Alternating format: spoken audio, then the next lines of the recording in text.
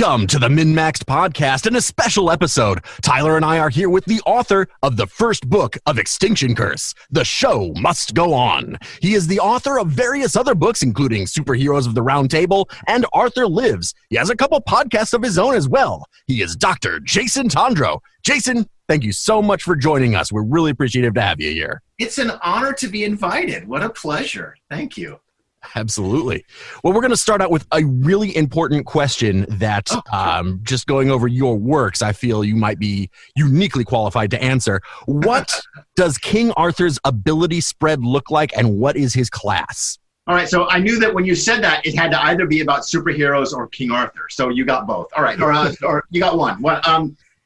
Well, so the beauty about Arthur, and this is actually the whole point of the Arthur Lives RPG, which I wrote before I came to Paizo, is that there's so many different versions of Arthur, right? Like that. Yes, absolutely. And what this does in Arthur Lives, it actually creates kind of like a reality problem because like Nazis try to resurrect King Arthur, but they can't decide which one, right? So they bring back all of them, right?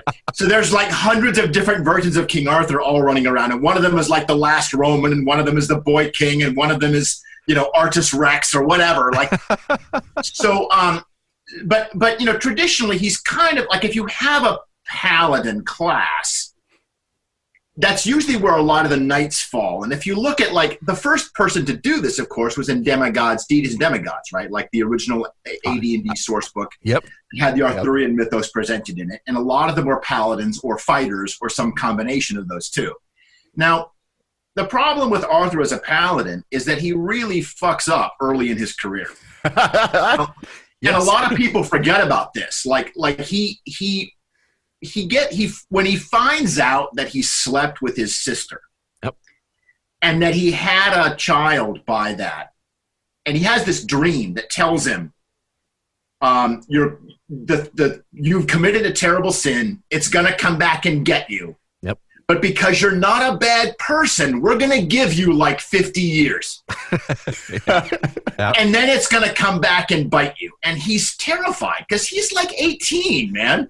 And he's like, I don't know what. So he does a really, really bad thing, an unforgivable thing.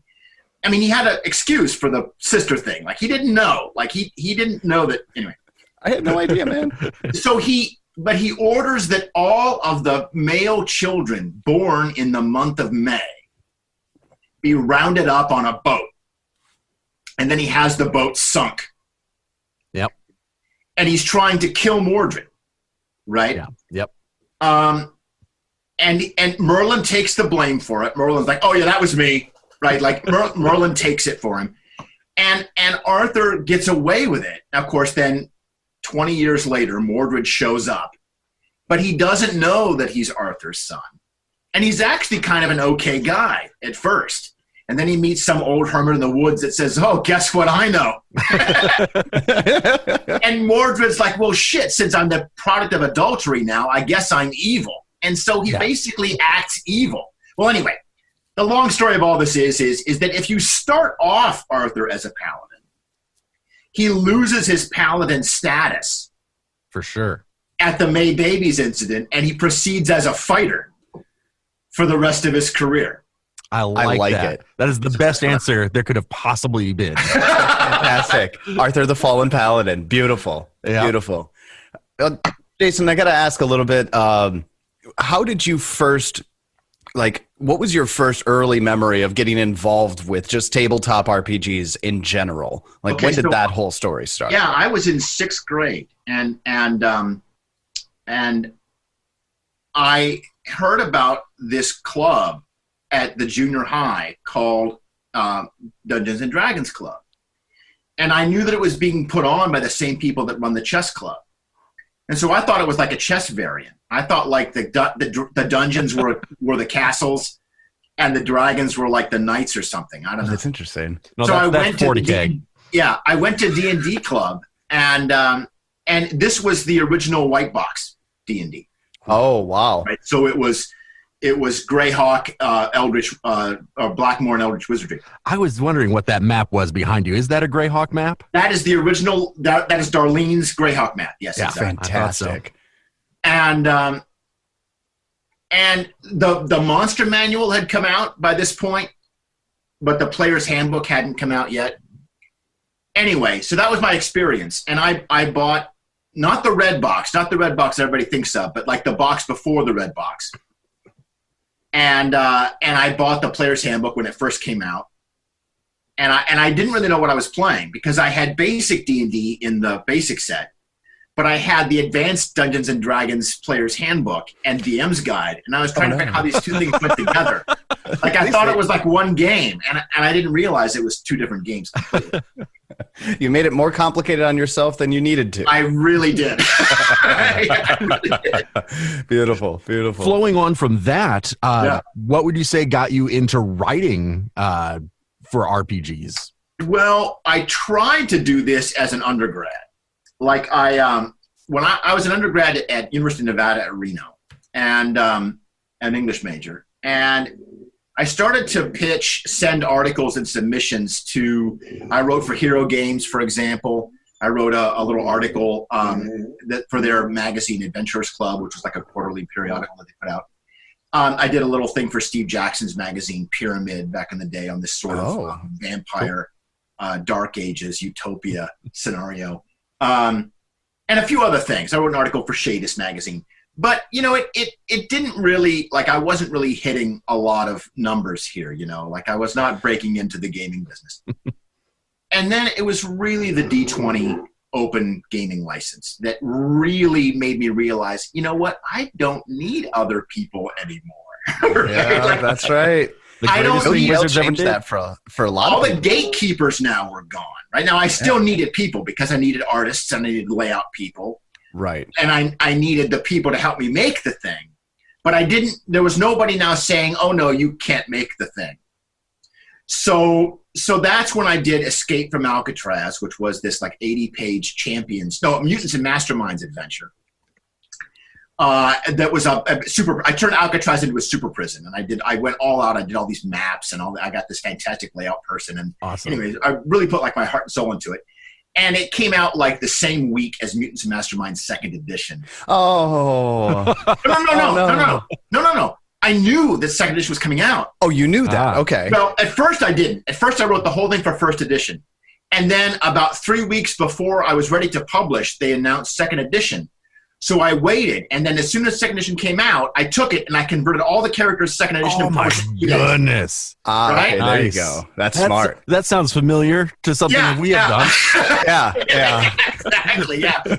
So and that was really kind of where I got into it. So then I could publish a lot of my own stuff, and I started to work with Vigilance Press, which was at the time was owned by Chuck Rice, and I had this Arthur Lives RPG that I had written and for True 20. And Chuck had done an Arthur source book for OGL. And so I wrote to him and I said, I've got this urban fantasy Arthur Lives game. Will you publish it? And he was like, sure, why not? He took a huge chance on me. That's awesome. Yeah. And I'll never thank Chuck enough. And that was the first edition of the game. And it went through a long redesign process until it went from 220 to Fate, which is what the second edition. Right. So Arthur Lives has gone through several. I was kind of looking into that a little bit, and I couldn't nail down how many iterations of Arthur Lives it went through. Well, it had two formal editions. The first edition, like I say, was True 20. And if you remember that system, that was a Green Ronin system, which later got adapted into the Blue Rose RPG. Right. Okay. And I recall seeing that, and I never dove into it because it was always from small town Minnesota. It's hard to convince people to do something other than Dungeons and Dragons. So I had heard of it and just never had the chance. But yeah, sure. Well, True 20 was a really great fit for the game system, and I got a bunch of feedback from players who were like, "This game is awesome! I can't wait to convert it to blank." Right, like whatever their favorite game system was. Yeah. So I almost immediately went back and started thinking about what rule set it should be, and then James Dawsey took over Vigilance Press. Chuck sold it, went to work for Mayfair, and James didn't really know what he had bought. Like he had bought Chuck Rice's entire portfolio, every game that Vigilance sold. and he didn't really know what he bought, and he was looking at Arthur Lives, and he's like, this is like a whole RPG. Like, what are we doing? So he calls me out of nowhere and says, like, do you want to redo this? Because James Dawsey was an artist. Like, he was an artist first, a publisher second. So he was like, we should do like some layout for this thing, and we should commission some art, and we should like update it and refresh it, and we could take this opportunity to put it in a game system that people actually play.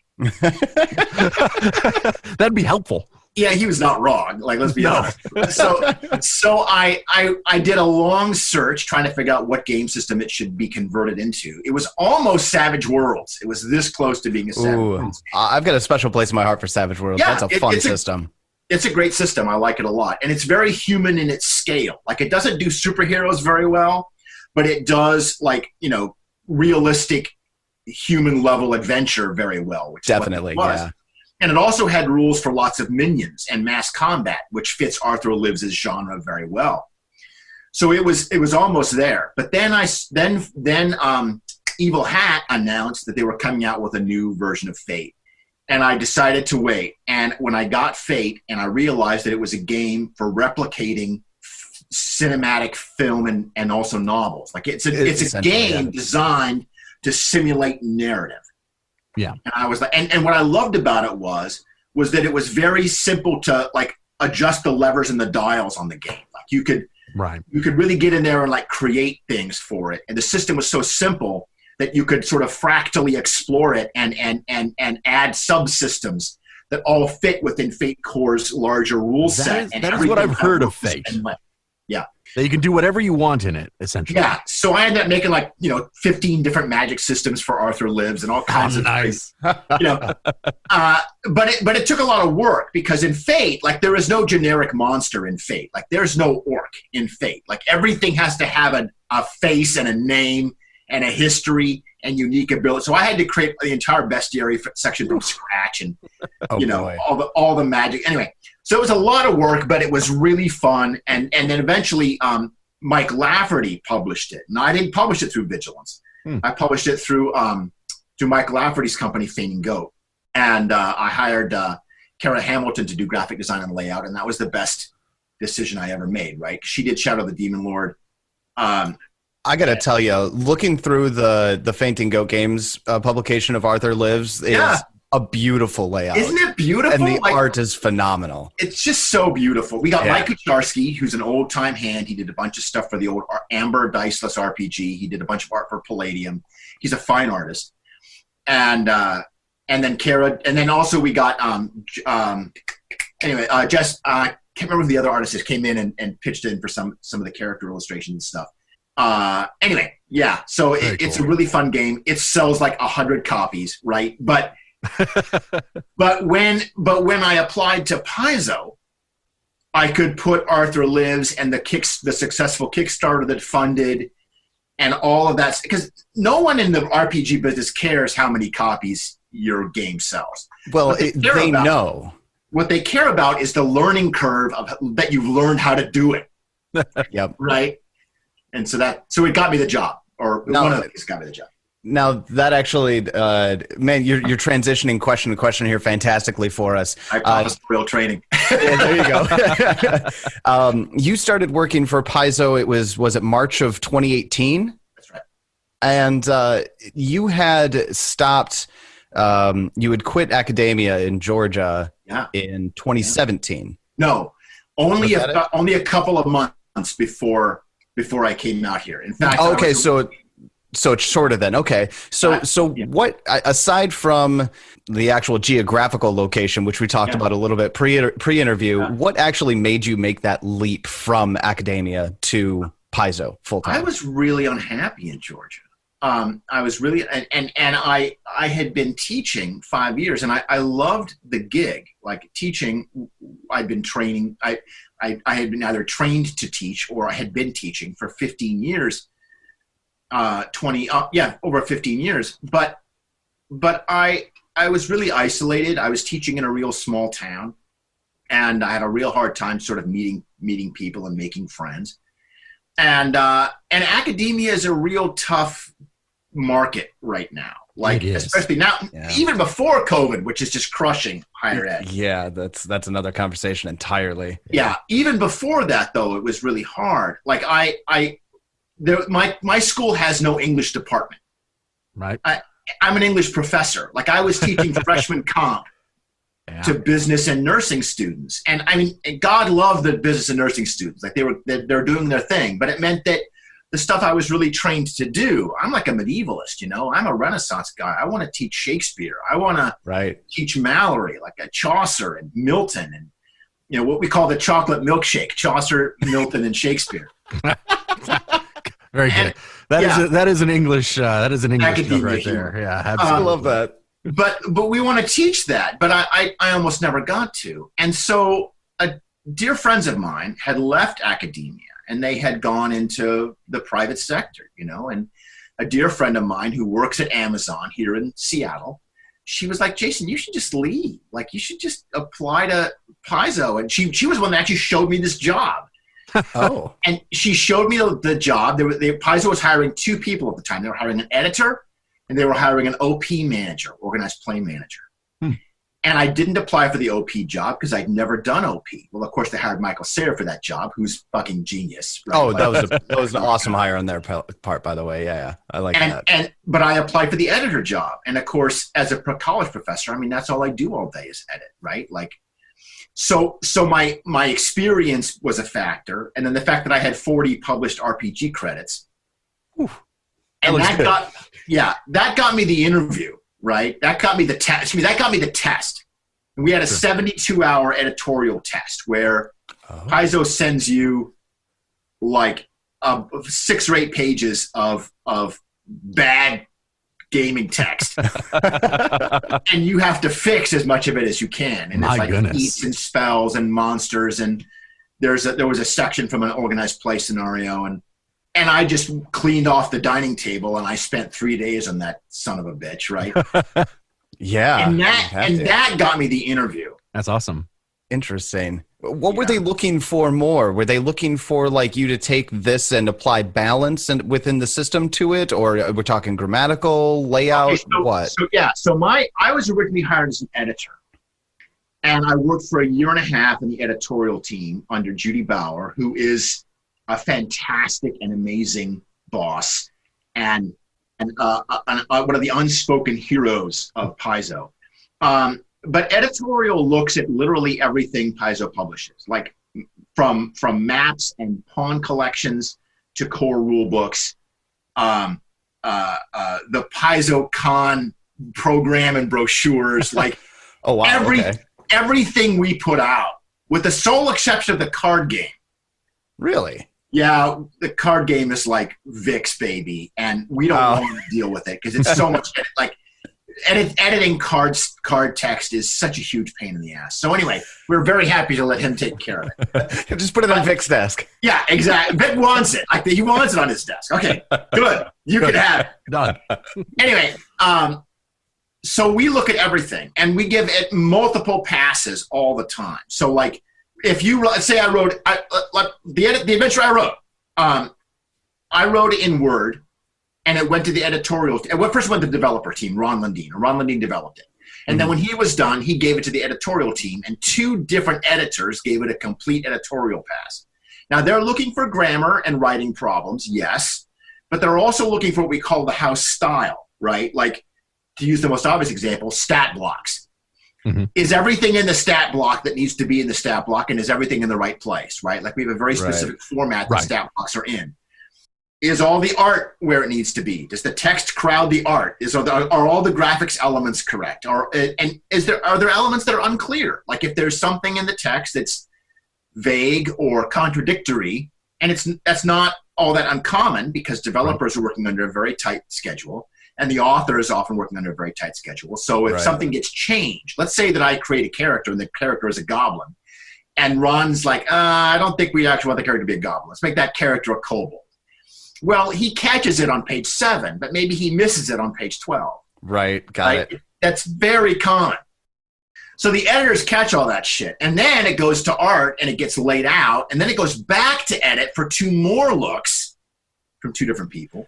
Okay. And then it goes through final checks, And then it gets printed out, and everybody, all the senior team, read through and sign off on it. So a lot of people look at, and of course, still errors still come through. But Yeah, it still happens. Yeah, absolutely.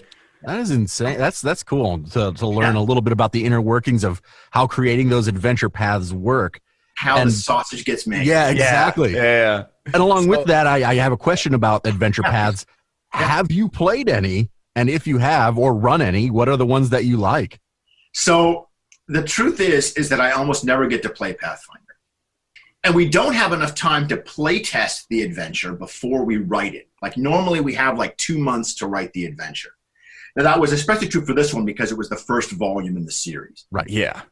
I was with Ron in the meeting when this project was approved. And I went to Ron on the way out the door and I said, I'd really love to write one of these. Well, he walked over to my desk 10 minutes later and said, which one do you want to write? And that was like, I get to write it. And I thought about it for like 30 seconds and I said, I want to write the second one because level 3 to 5, level 4 to 6, in my opinion, is the golden age of fantasy role play. In general, you're absolutely. That's when you get Fireball, right? Like that's you're still low enough in level that things are threatening, but you're high enough level to have Fireball and Lightning Bolt, and it's that kind of sweet spot. And he said, okay, that's good, because he had another writer lined up to write the first one. I'm like, okay, great. And also, I was in the middle of editing Pathfinder's second edition. Right. The entire editorial team. I'm sure that's not a big job at all. Yeah, exactly. So editorial team is putting in every weekend for 3 months to get Pathfinder second edition done in time. Well, 3 days pass, and then Ron comes to me and he says, could you write the first volume instead of the second?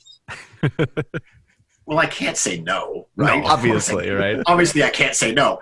So I say yes. All right, of course I can do it. Well, so that was my life for 2 months, right? It was like Pathfinder second edition by day, come home, write Extinction Curse by night. This is a very long answer to your question. No, the thing is, you have literally gone down and hit like the next 3 questions in a row. Like 100%. But I will note that I have a standing offer. Ron Lundeen is in a gaming group that's playing through Starfinder right now, and they're playing through Dawn of Flame. Ooh. Oh, sure. They had to suspend it, I think, for COVID. Obviously. But I have told them that when they get to the last volume of Dawn of Flame, which I wrote, Assault on the Crucible, I will GM it for them. Ooh, nice. That'll be cool. Class. So eventually I will GM up Adventure Path, but I haven't. One of these days. Well, let me tell you, if you didn't know, they're real good. It's good stuff, buddy. It's good stuff. It really is. They create a really nice product there at Paizo. So I have a question about your whole interest spectrum that I've come across in doing research for tonight has been a lot of superhero themes and a lot of space themes. I see you're definitely a big Trekkie, and we'll get into the your transition into the Starfinder team. But sure. I want to know, when you get involved with second edition and something with a circus theme, like in the Show Must Go On, why did you decide to make that jump? Well, so as I mentioned, I was in the meeting when we were brainstorming the next AP. And the reason why I was in the meeting was because we have a policy that there should be one person from the editorial team kind of acting as a liaison with every new project. And it was just my turn. Huh. So I'm in the room with Ron Lundeen, James Jacobs, Eric Mona, and Stephen Radney McFarlane. And Ron is the lead developer on this new AP, and Stephen is the design representative. Yep. And they start throwing around ideas for what the AP might be about. And somebody mentioned the circus, and they were talking about different times that we've used circuses in APs before. And there is apparently some Pathfinder first edition adventure where the circus sort of comes to town. And I was like, yeah, but what we really ought to do is where we are the circus. The player characters are the circus. And everybody looked around, and it was like, that's so crazy, it just might work. Yep, right? let's do it. There you go. And the reason why I said that is because circus performers are such an easy hook for player characters to grab onto, right? Like we all know sort of the cliched stereotypes of the circus. Yeah. You know, you've got the fire eaters and the knife jugglers and the acrobats and the cannonball act and the escape artists and the water tank. And like, you could just list them all, right? Like we could go on all day. Right. But your point about superheroes is not off the mark because superheroes are deeply rooted in circus lore. They really are branches off the same tree. If you look at Superman, and when we should put a link to this cover on the show notes so that everyone can see it, but like the cover of Superman that comes out in 1938, Action Comics #1. Yep. He's lifting a car or something, if I remember right. Yeah, that's right. He's lifting a car. That's right. And if you look at him, like today we look at him and think, okay, he's a superhero. He's got all these weird elements of a superhero costume, right? He's got like the cape. He's got the symbol on his chest. He's wearing his underwear on the outside of his pants. Yeah. The boots, stuff. Like it looks kind of dumb, right? And we make fun of it. But every kid in 1938 knew exactly what he was wearing. A strongman, right? He was wearing a circus strongman. Now that you mention that, I can see that in my head. And I'm looking at the picture right now, and absolutely, you're right. Now that you've drawn that, yeah. The reason why superheroes wear underwear on the outside of their pants is because in 1938, tights were made of cotton, and they sagged. Oh, you needed to hold them up. It's that simple. Never even thought of that.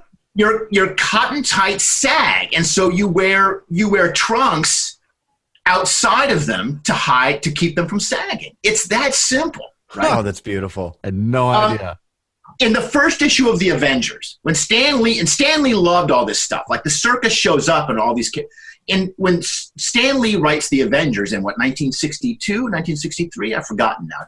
Don't burn me, Twitter. Doesn't matter. I mean, it does matter a lot to some people, but not to us. Yeah. Anyway, they're all chasing the Hulk, and where do they find the Hulk? He's hiding in the circus. He's juggling elephants in the circus, right?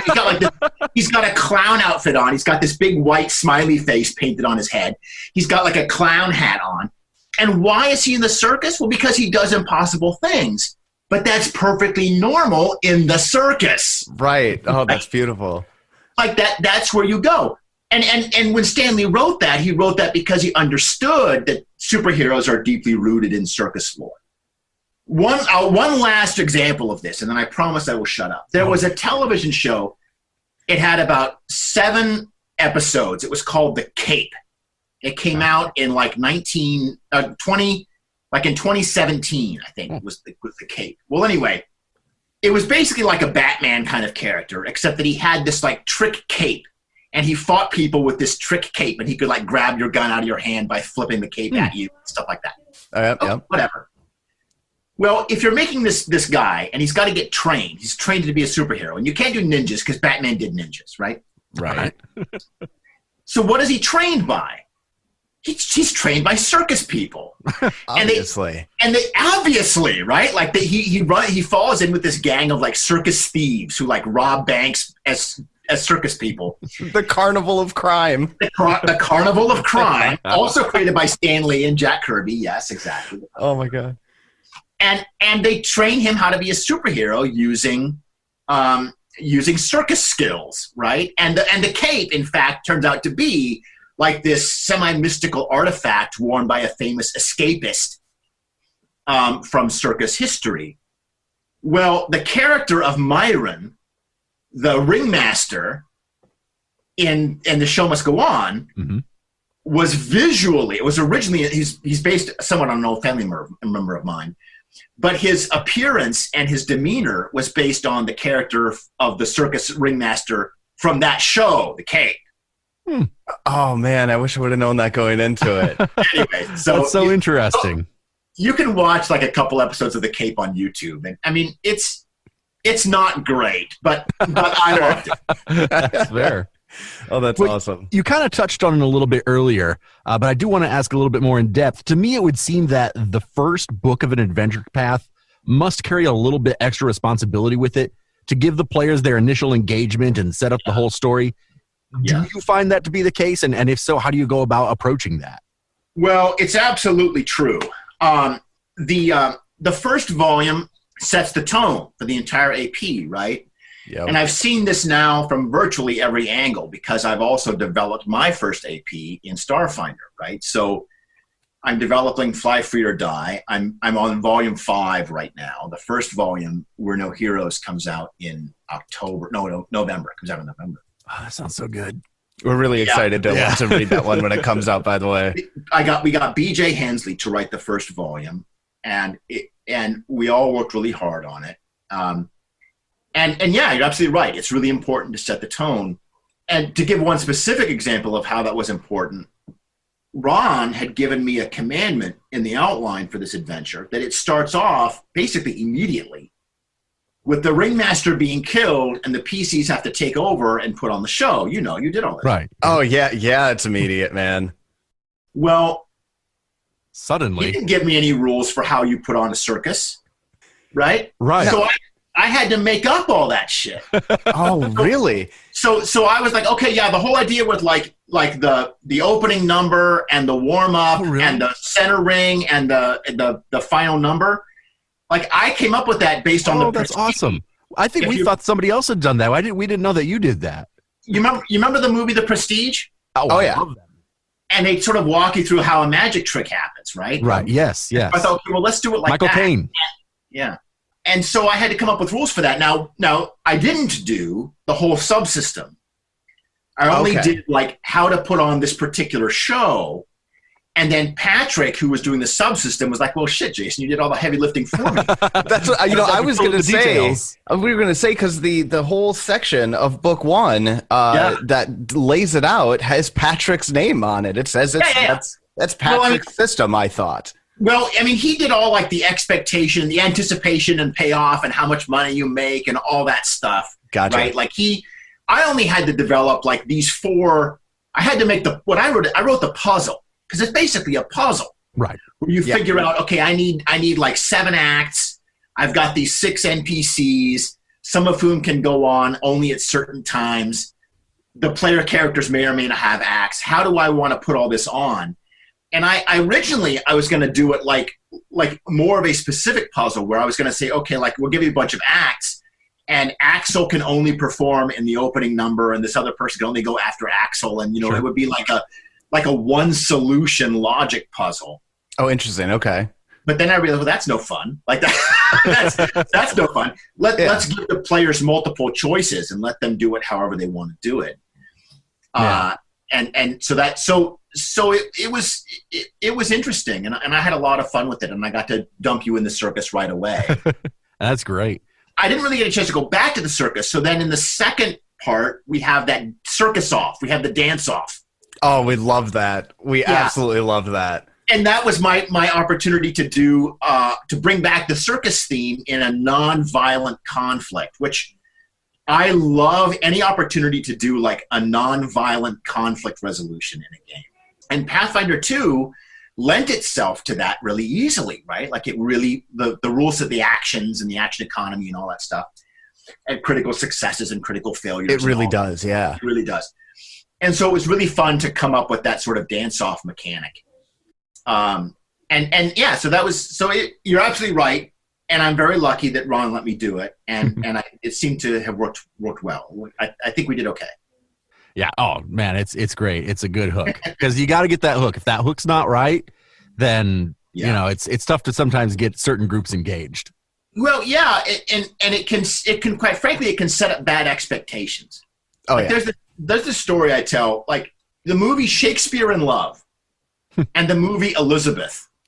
Okay. We're both out in theaters at the same time.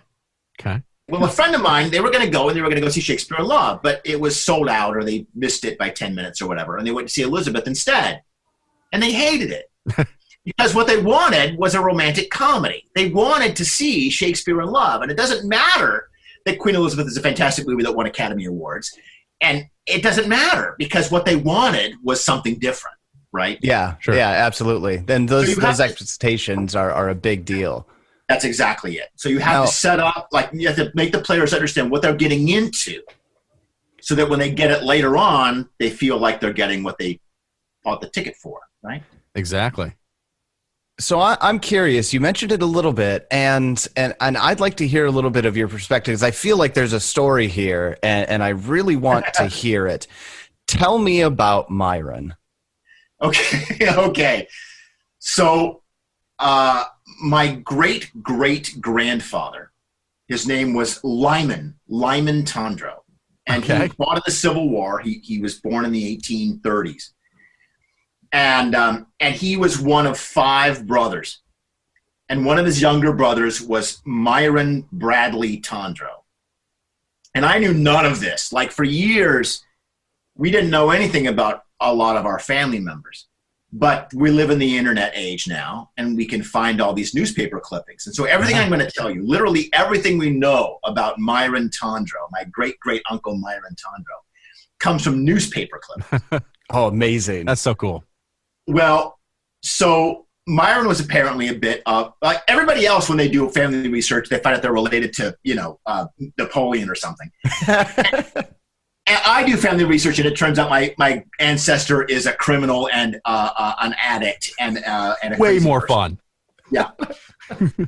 So Myron, my great uncle Myron, ran off to join the circus when he was a young man. Yeah.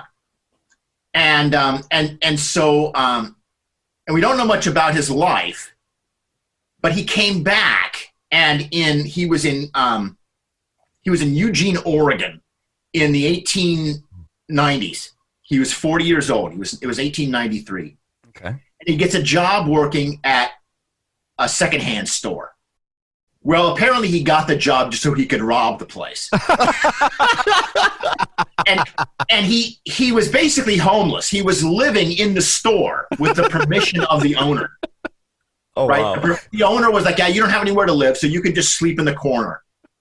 Well, the owner comes back one day, and my great-uncle Myron had stolen a pocket watch, 3 suits of clothes, a revolver, pairs of socks, a box of cigars, and the contents of the register. The necessities. The necessities. Yeah, exactly.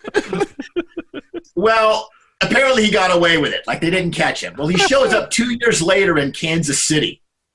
Wow. And he's apparently gotten in pretty hard times because the police arrest him in his brother's home. This is my great-great-uncle Otis Tondro, or OJ, as he was called. And OJ was Myron's younger brother. And OJ was a miller. He was working at a mill in Kansas City. And Myron had come to his house, and he was taking a bath. He was naked in the bathtub when the cops found him and arrested him. And they took him off, and they actually described him in the newspaper clipping as an insane man.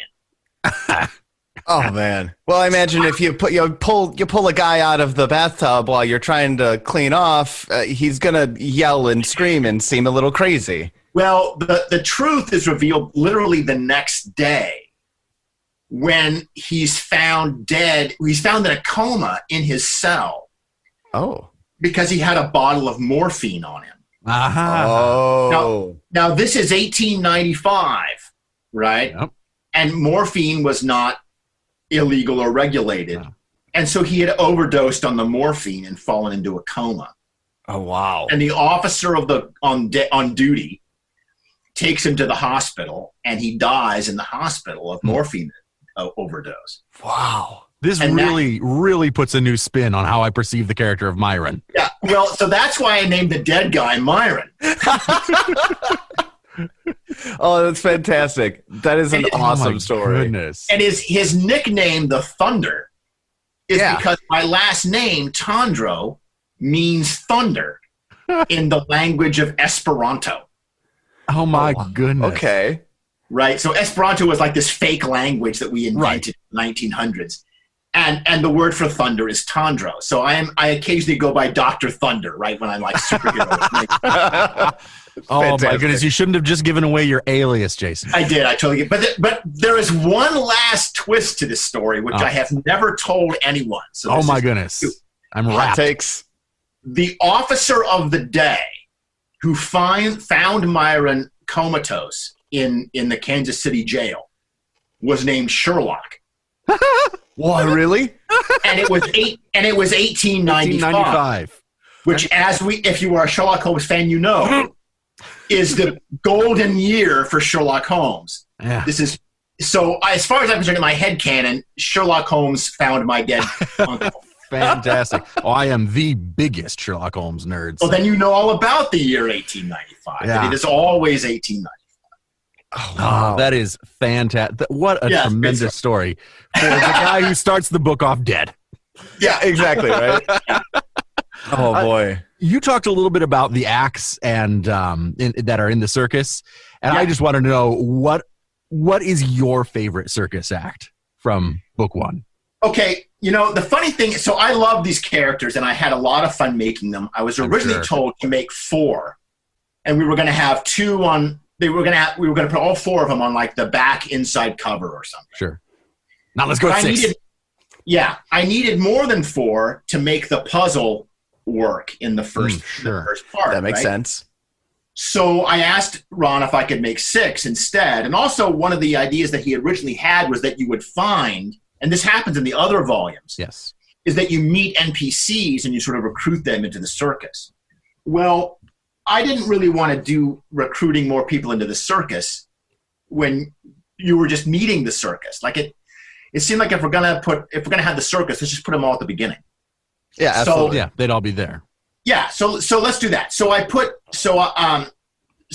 came up with these 6 different acts, like the Flamboni sisters and the dwarven cannonball, The dwarven act, throwers. the dwarven throwers, and there was actually more detail on all of them that was originally in the adventure. Like they all got like a paragraph describing like the dwarven throwers were named Estri, Vestri, Nuthri, and Suthri.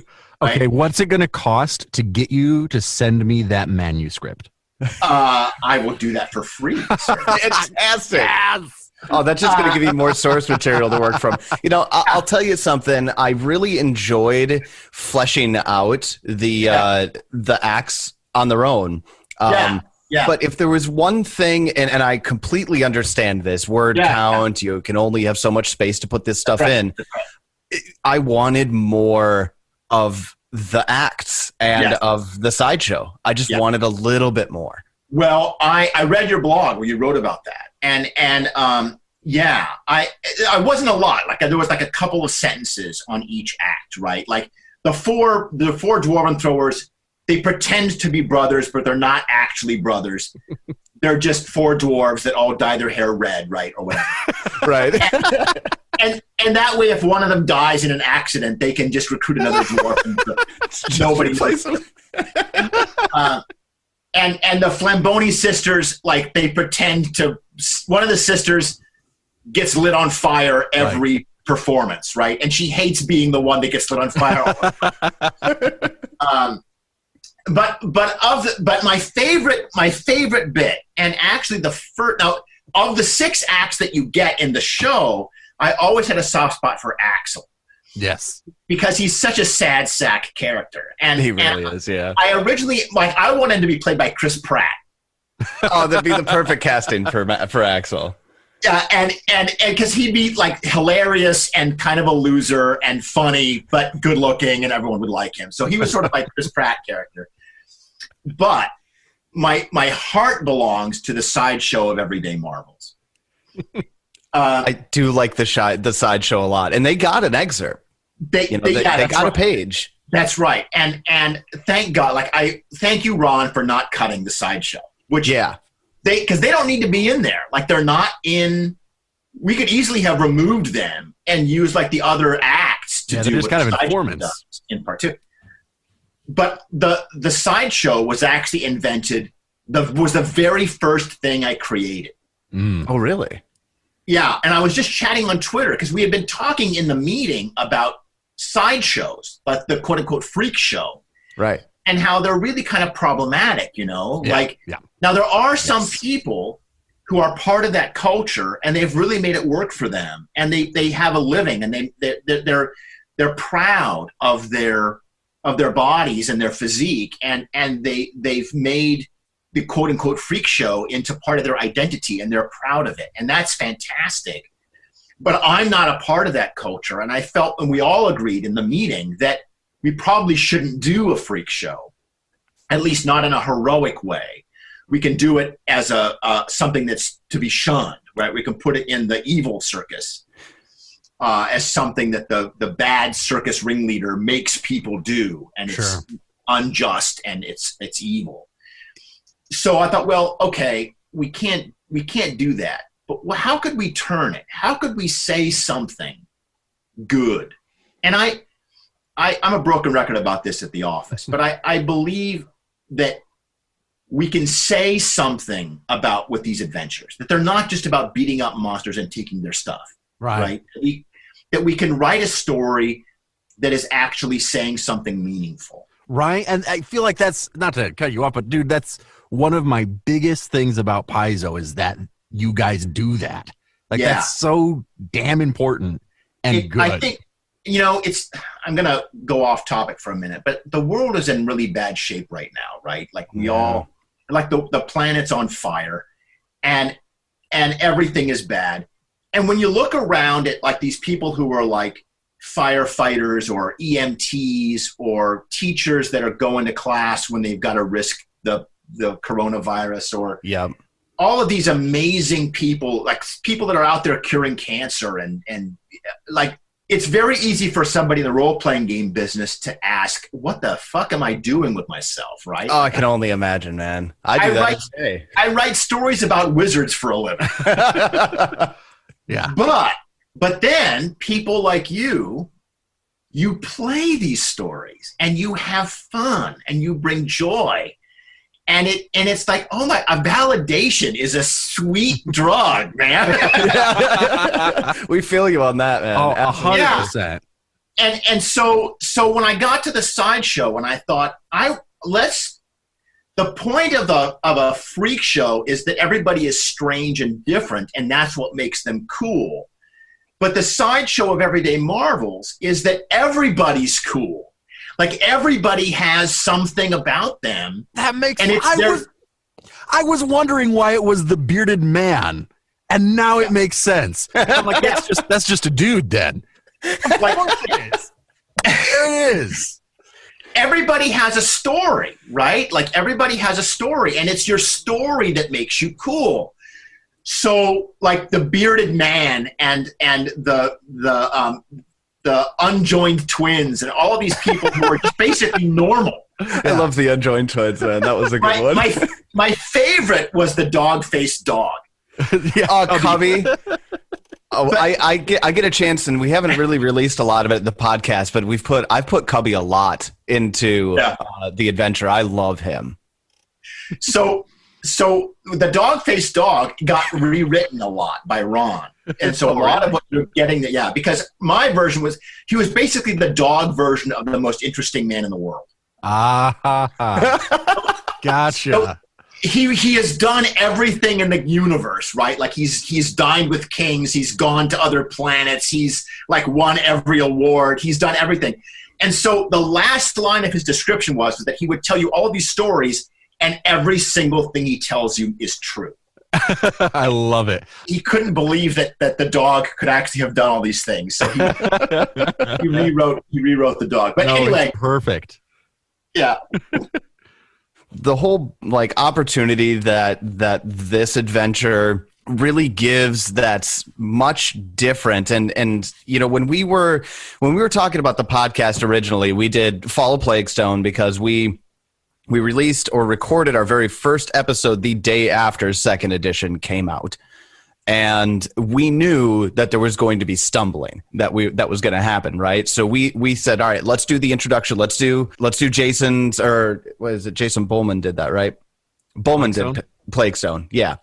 So let's do Bowman's Plaguestone. And then after that, we'll take a look at doing Age of Ashes. we got halfway through Plague Stone and the Extinction Curse was announced. And when I read the splash script for it, for the adventure description, I brought it to the guys and we all said, we're playing as circus folk in a full adventure path adventure. Forget Age of Ashes. We're doing Extinction Curse now. It's something I've never seen done in an adventure path being written. It's something so outlandish, something so crazy. And like you said it when you were in the meeting, it's just so crazy it might work. And pardon me for if I, am forward, but it's working, right? Yeah. A lot of people like this adventure. I just was gushing. That wasn't a question. That was just me gushing. You did a fantastic job. I have to ask from a system standpoint, what was it like for you to write for Pathfinder 2nd edition specifically? Yeah. Well, so the rules weren't done yet. They weren't. I was wondering. I assumed they I was probably curious. weren't. Okay. No. In fact, there were none of the magic items and treasure had been figured out yet. Wow. Okay. And so I actually ended up writing I asked Ron, I was like, what do you want me to do for treasure? Because we don't have the treasure chapter. The design team isn't done writing the treasure chapter yet. Right. What do you want me to do? And he was like, well, just do your best. Like, give me some notes of what kind of treasure might go in all the various locations. And we could all see Luis editing the treasure chapter. He's like 3 feet away working at his desk. So I guess when he finishes, we'll plug it in. The rules were still in flux. I wrote it using the playtest rules. Okay. Modified as much as I could with the files that had been finished. So it was I was writing, and and as bad as it was for me, of course, it was even worse for Age of Ashes. Oh, I can't even imagine. So I don't want to create panic or anything, but but there were changes, significant changes to Pathfinder 2nd up to the very, very last minute. Oh yeah. I can think of a few things offhand that we did the play test, and there are a couple of really big things that got left out. There's some big changes. Yeah. And the reason why those changes get made is for all the right reasons, because Jason Bowman gives a shit, right? Like he doesn't want to go out the door until it's perfect. Dude, and it is. And so look at the errata list, right? But, right. It's as perfect as it can get. Yeah. But so literally, like I told you guys, like we were working weekends to edit and get it done on time. Well, like the day that it shipped, Bowman is leaning over the cubicle wall talking to Judy to make changes in the manuscript, right? Jesus. Now, but we caught as much as we could. We missed a lot of things. We caught it with errata. The design team, I think Liz actually led the errata effort. She had a Herculean effort to make all those corrections. And the second printing fixes a lot of that stuff. It's not that long. It's like 3 or 4 PDF pages. It's fine. It's not too bad, but I'll give it to Liz. It's all when the errata first came out, of course, because we're trying to be a rules specific and That's as right. much rules podcast as we can. Yeah. So when the errata list came out, I looked at it, and my first thought was, well, Liz, you're a saint for going through and putting this all together, because her name was the only name on it. And that's right. that's a big deal. And Liz started off as an editor, right? She was my senior editor. So she was the senior editor on the design, on the editorial team. But then when Stephen Radney McFarlane left after Pathfinder 2nd edition came out, Liz was promoted to the design team. And that's when she started working on the errata. Well, now her last day is Friday, I think, because she's moving.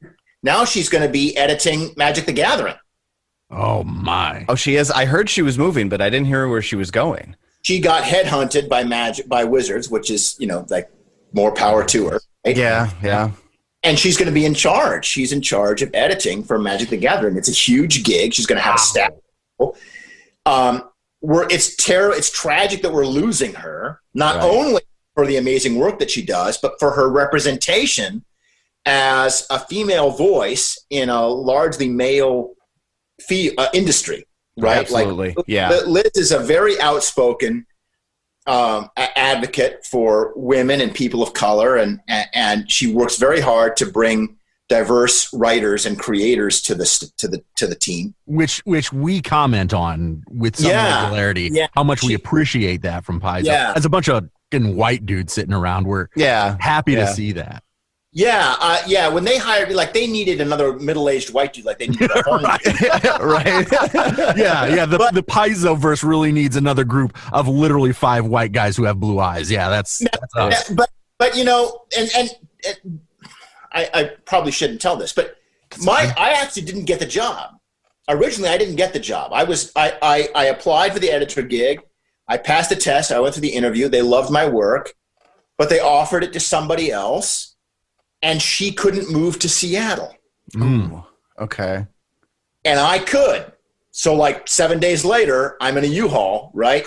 Yeah.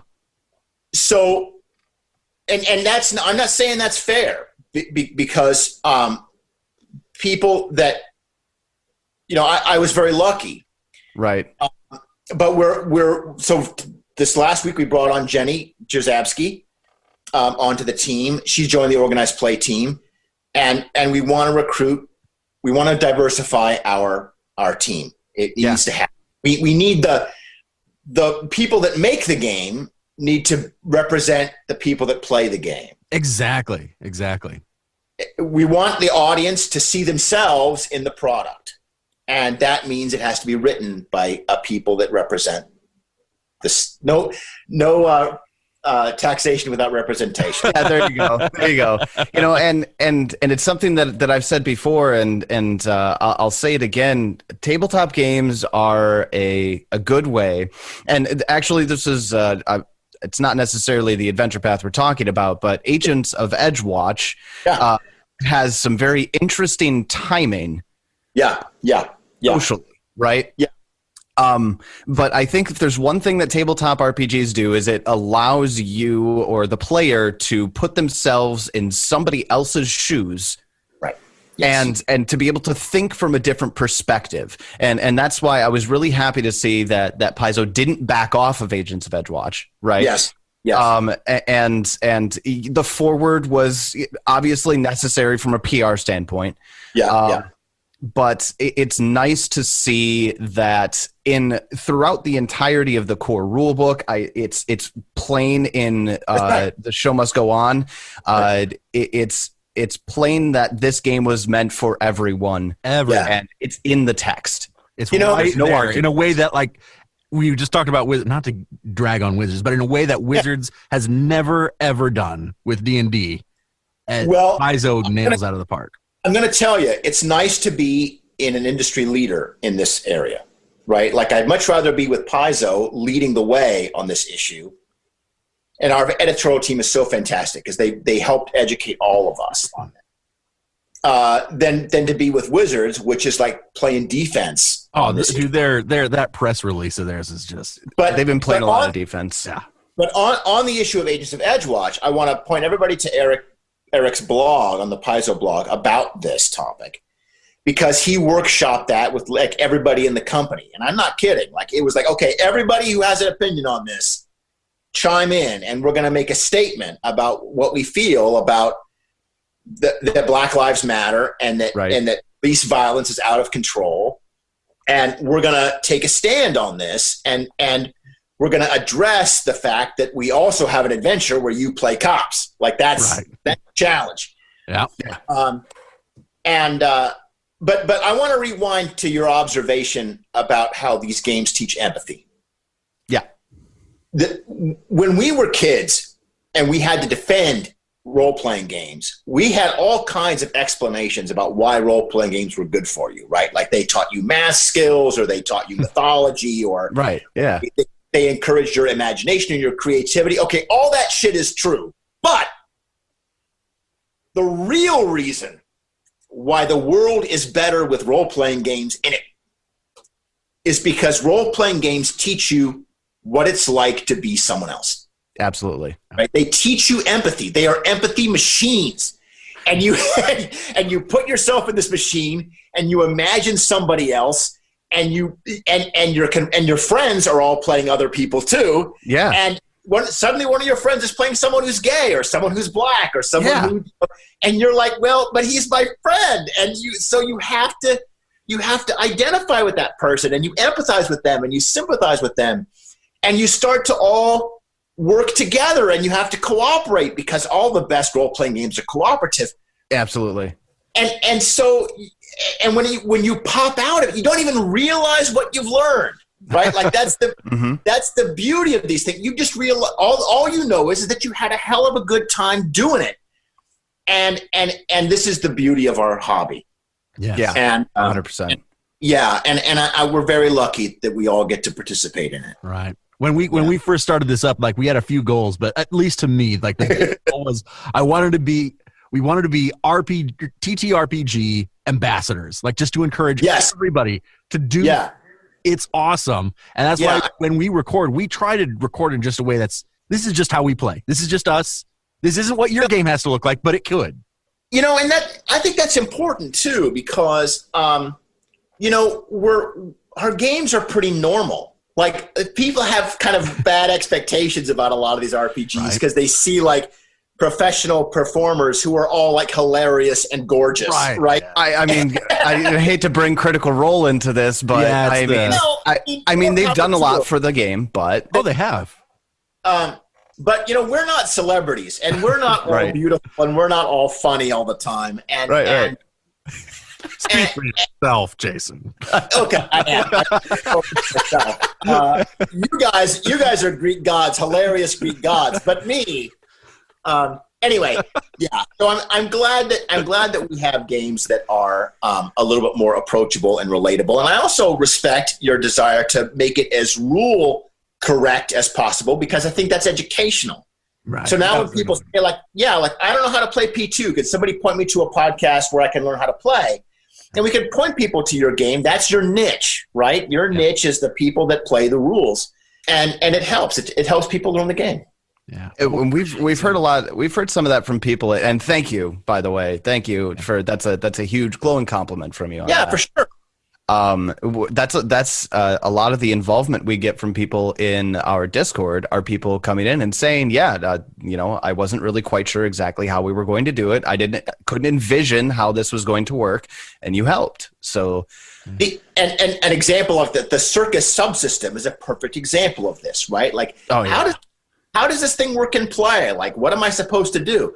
And a GM can watch the episode where the players decide what act goes on in which order, and they can see how one group does it, and then they can just riff on it, right? Like, a lot of us learn better from example than we do from instruction. Sure. Yeah. Oh boy. And I'll tell you what, when we sat down with that, the rules of running the show, it's an elegant system. So I'm gonna give it to Patrick on the minutia of it, right?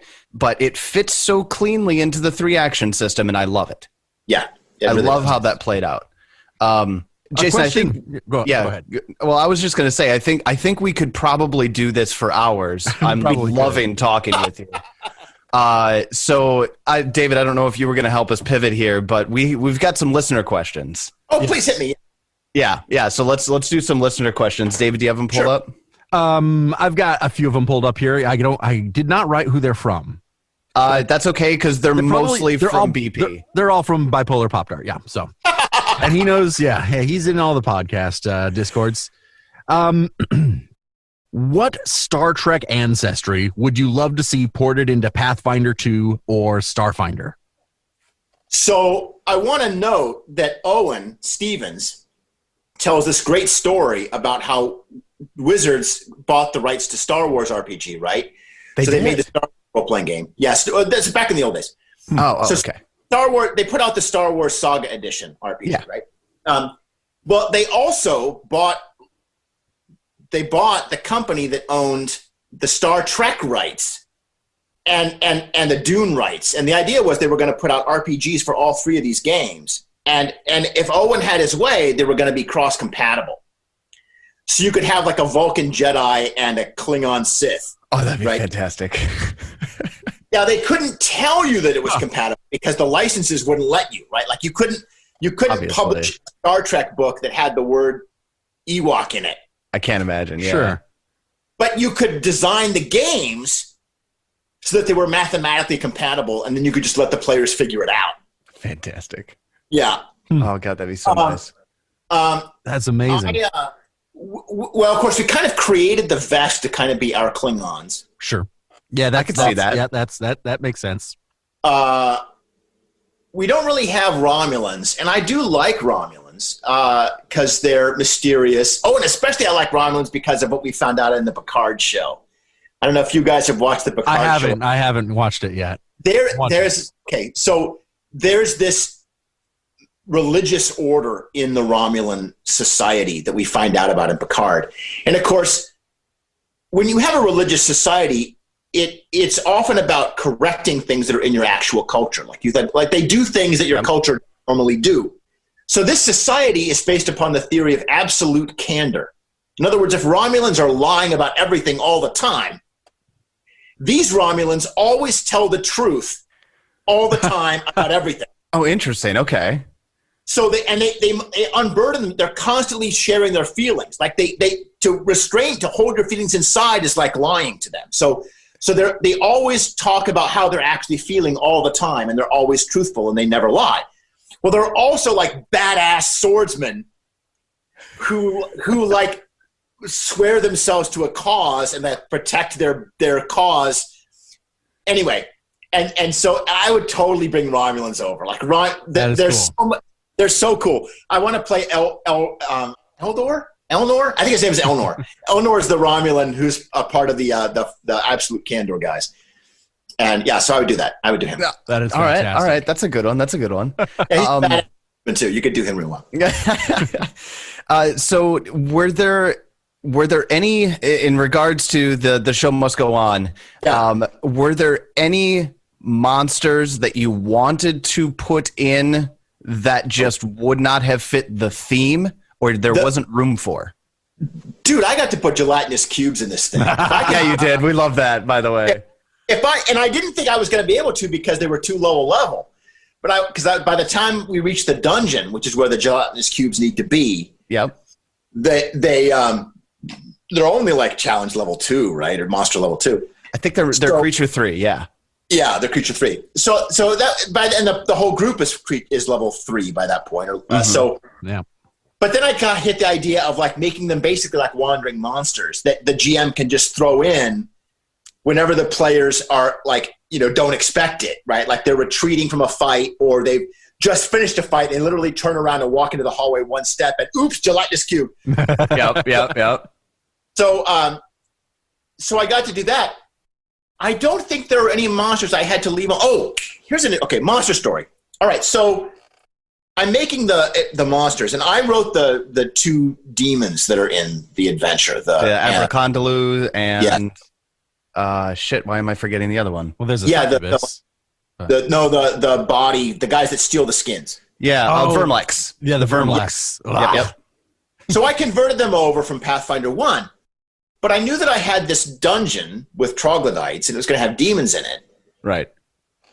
Well, I can't just have you fight an army of imps. Like imps aren't like that. They don't show up in large numbers, right? Like an imp is like a familiar sidekick guy who shows up, and you can have one imp in your dungeon, basically. Yeah. What I really needed was dretches. I needed like a creature level 1 demon that I could put like all through the adventure and have a bunch of them. Right. But dretches didn't make it into the first bestiary. Sure. So I'm like, what do I do? And in fact, they actually didn't make it into the second one either. And they weren't even going to the third bestiary until I wrote to Liz and I said, you forgot dretches. And she's like, holy shit, you forgot dretches. So anyway, I needed like a low-level demon, and I didn't have them. So in the old days, in like the 3rd edition D&D days, I would have just taken like the fiendish template, right? Oh yeah, sure. And applied it to a bunch of animals, because I have all of these monks with like they're worshiping the god of nature, so I can put animals in the dungeon. Yeah, and I can make like a fiendish wolf and fiendish snake and fiendish hawk and whatever. Right. And so I created these like demonic animals and then Ron came through and made them all more cool. He just like took the dial and turned it up about 3 notches. And we did like the Blood Wolf was a cool addition. Yeah. So that's how we got those instead of dretches. Yeah. That's cool. Interesting. Okay. Let's see. How Dave, about you got another one? Sure. From Blart. We want to try and get you to leak the Rahadoom AP that we all want. Oh, I can't.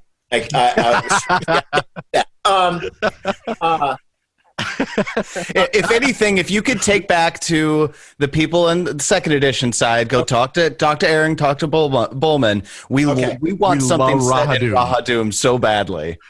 So the person that you need to convince this is Jacobs. All right. Right? Oh, I suppose.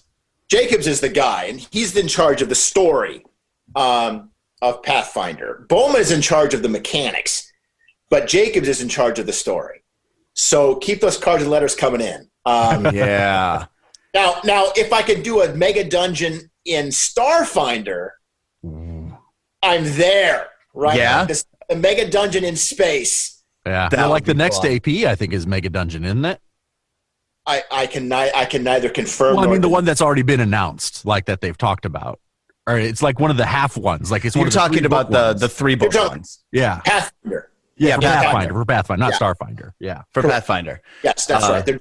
They're doing a big dungeon that's leading. It builds on the setting that's going to be in the Pathfinder Second Edition beginner box. Yes, that's right. Okay. You'll have an adventure in the beginner box that also gives you a little town. And then the mega dungeon will be near that town. So it sort of sets up like your Village of Hamlet kind of. Super cool. That's perfect. Yeah. It's going to be, I would totally run that campaign. Totally. Yeah. Let's see. Bipolar Pop Tart asks, have you listened to MNmaxed's run of Extinction Curse or any of it? And what do you think of the group's run of your product? So I have to admit, I have not listened. I'm so sorry. It's okay, man. It's okay. But I should. And the reason why is because you learn a lot as a writer when you see how GMs have changed the adventure. Yeah, I can imagine. And it's not people like, well, don't you get mad when people change it? No, hell no. Are you kidding? Like when you run it at the table, you're going to change it and you're going to breathe life into it. That's what makes it a living document, right? Like it's just words on a page until somebody plays that son of a bitch. And I've done the same thing too, right? Like I've never run an adventure straight out of the book. Like you always change it. That's you're supposed to change it to fit your players and your table and your format. And like, you guys play with like, how long are your sessions? Like 2 hours? When we're actually recording, we go like 3.5 to 4. Okay, good. Yeah. So like how long your sessions are, so you can plan it that way. Well, other podcasts might go shorter or they might go longer, and they chop up the adventure to fit that in.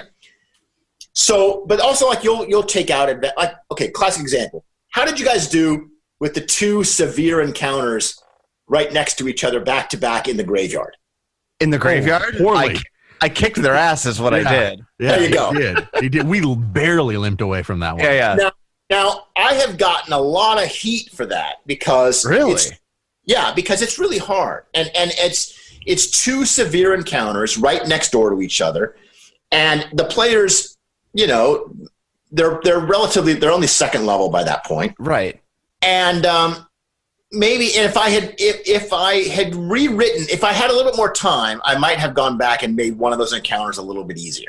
Sure. Okay. See, that actually surprises me. I feel like if you're going to get heat for something, it would be chapter 1.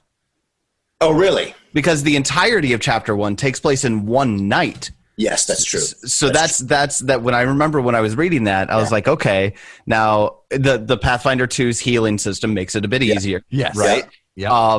But you're literally doing the entirety of chapter 1 in one night. So the spellcasters are at a disadvantage, right? If they blow their load right away. We're lucky. We're lucky that at first level, that Pathfinder 2 in second edition, wizards spellcasters never run out of cantrips. Right, cantrips are so that helps. Good. That saves. So good. It's a big help. But yeah, so I actually got I actually got hate mail from one guy. Oh my goodness. Yeah, who wrote to me to say that he was really pissed about these 2 severe encounters right in a row. I can do better, right? So, you learn a lot from when other people what they do with the adventure, and that's not a bad thing. That's a good thing. That's an educational thing. It's a good experience. Right. Enough. Well, then I think the only thing left is fuck you, Tyler. Fantastic. Well, Jason, we want to thank you so much for being here. This has been an absolute blast. You are a great person to talk to about all this stuff. Thank you so much. And if I'd love to come back sometime and chat with you guys again. Oh, yeah. I'm interested in how your Starfinder team grows. I guess you guys are running like a homebrew adventure. That one's a homebrew. Yes, yeah. That one's a homebrew. Like my weekly campaign isn't set in the pack rules. Like I'm doing this like sort of homebrew setting that I want to publish one day, and so I there's a lot we could compare notes and see what we think about. That's anyway, awesome. So thank you very much. Super pleasure. Anytime.